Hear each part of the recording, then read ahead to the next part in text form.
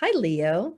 Welcome to Pandora Astrology's monthly horoscope for May of 2021. For you, Leo, this month's themes are going to bring you out into your social life, which could be personal or could be professional. In fact, I would say this month is a really great time to launch something. And if you run a business, you might want to consider running a social media campaign.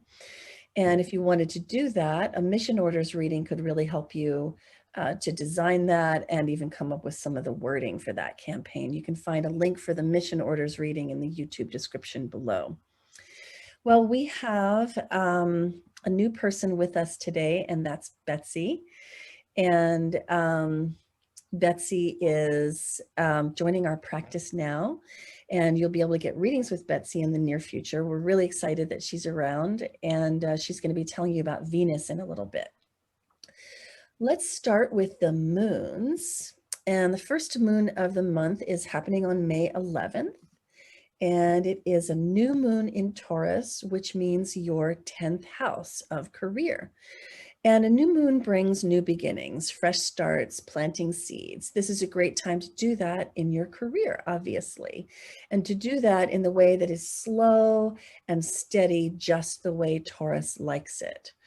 Because this moon in Taurus evokes the feeling of peacefulness, steadiness, calmness, tranquility, kind of like a lotus. And so we've dubbed this moon the lotus in the swamp because Pluto over here in Capricorn is actually helping and supporting this moon by bringing the swampy nature of transformation.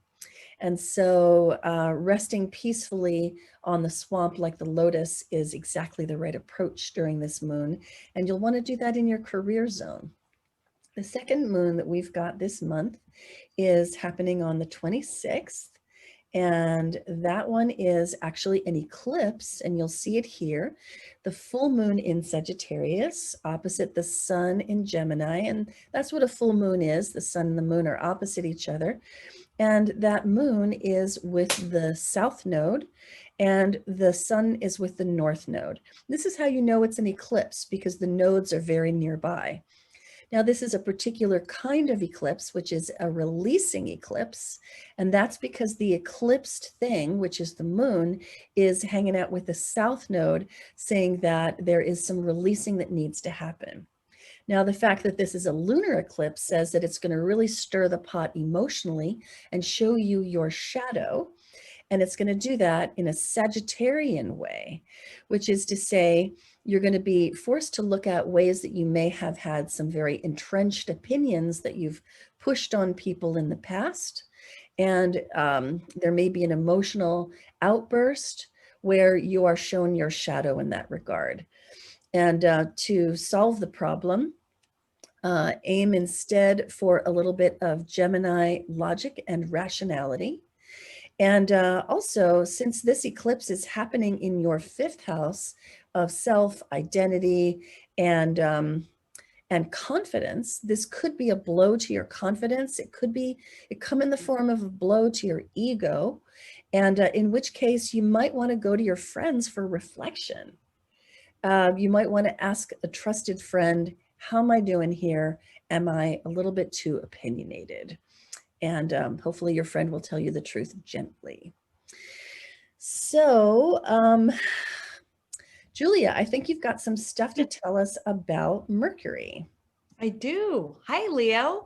So Mercury is that planet that represents how you communicate as well as where most of your thinking takes place over the month. And for the first couple of days of the month, as well as last month, Mercury was in your 10th house of career and life direction. So you were spending a lot of time kind of thinking, strategizing, planning around what you're doing in your career or which is the next career you would like to get into as well if you're currently not employed.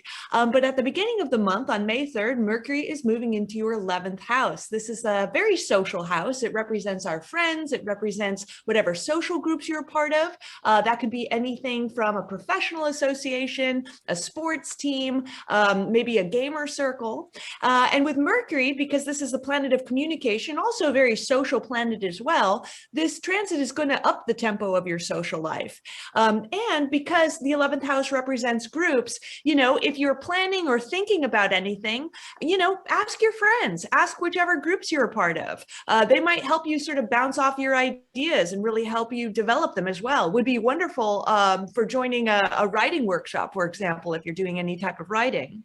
And then Mars, the planet of action and activity, is in the sign of Cancer all month, which corresponds to your 12th house. The 12th house is a very hidden house. The 12th house can also represent our subconscious. It can represent spirituality as well as altruism.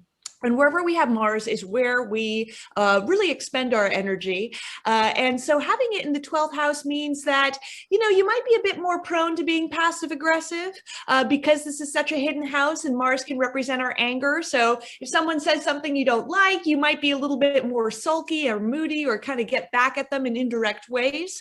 And since the 12th house is also a little bit hidden, you might be also hiding your light under a bushel a bit more, which is really not that you, Leo, but wherever you're putting your energy, you might be a little bit more inclined in keeping it private. This is a wonderful transit for doing any type of spiritual work. If you identify with being spiritual, whether you want to apply yourself towards yoga and meditation. And if you're not such a spiritual type, then this would be a wonderful transit to be putting energy towards altruistic ends, maybe doing a little bit of service work or helping other people out. And Betsy, what do you got to say about Venus this month? Yes, thank you. Hi, Leo. So Venus, for the first part of the month and much of April, has been in your 10th house in Taurus. So you may have been experiencing how valuable relationships can be as you're trying to build what you're building in the world, especially being really charming and kind to people to help nurture those relationships so that they can help support you in what you're creating. And then on May 8th, Venus will move into your 11th house in Gemini. So as Julia was saying, this is the social house with groups and friends. And in Gemini, you may be very excited to have conversations and explore ideas and even visions for the future of society with your friends and your groups.